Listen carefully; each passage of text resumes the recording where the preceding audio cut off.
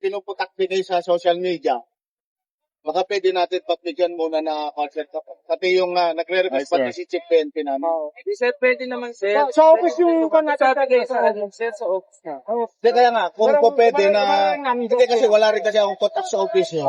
Ngayon, request ni Chief PNP na kung pwede, pagbigyan na lang muna kasi nga nag-create ng at saka matindi na yung banat sa inyo sa social media. So, pwede naman mag-operate, pero yung during, may patakaran kasi kanila, during rush hour, hindi kami nag-ooperate talaga kasi puro batak lang talaga kami.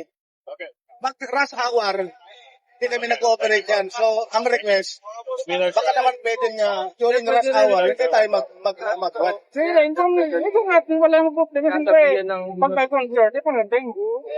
Hindi, pero yung operation nyo, sir, is kwan ba ng budget? Oo. Yes sir. Para at least masabi ko doon sa Para sir, para kasi ngayon, sir, is talagang pinuputaktik talaga kayo ng ng social media ngayon eh.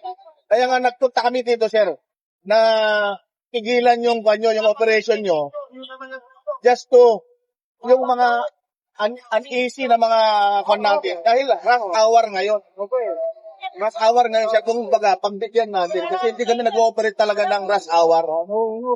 Well, inform namin yung kasi na... Yes.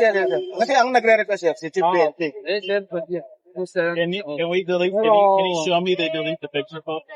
Ano ba yung kinuha nyo sa kanya? Buto! Hindi ko lang Ano alam yung mga, nakita mo i-delete sa yung picture. Bakit itikilit? Di kailangan LTO. Na yun, kahit ano. 80, government side. Dati ako sa... Oo naman, diplomat yan eh. They were diplomat. Hindi kami nagpapara ng diplomat. After 80, government. Uso sa atin Kasi yan. Koreasi yan eh. Uso sa atin yan eh. Kasi kung ganun yung pan natin, na wala tayong masyado yung humanitarian ba, Ano sana sir, yung... Pwede naman daw sir kung